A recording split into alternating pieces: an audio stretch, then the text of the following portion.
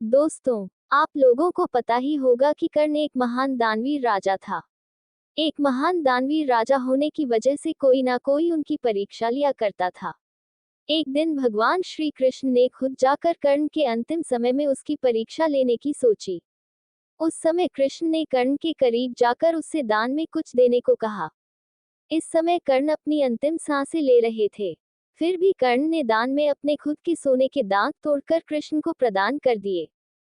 अब इस दानवीरता से खुश होकर कृष्ण ने सूर्यपुत्र कर्ण को वरदान में कुछ मांगने को कहा, जिस पर कर्ण ने वरदान के रूप में अपने साथ हुए अत्याचार और अनादर को याद करते हुए कृष्ण से अगले जन्म में उसके समुदाय के लोगों के साथ भला करने को कहा।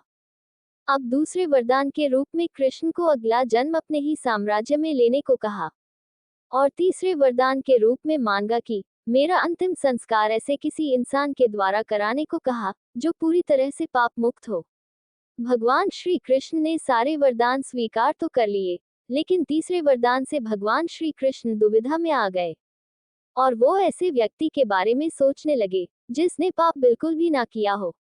अब श्री कृष्ण को ये समझ नहीं आया कि ऐसा कौन व्यक्ति है जो पाप मुक्त हो सकता है, परंतु वरदान देने की अब वचनबद्धता भी थी।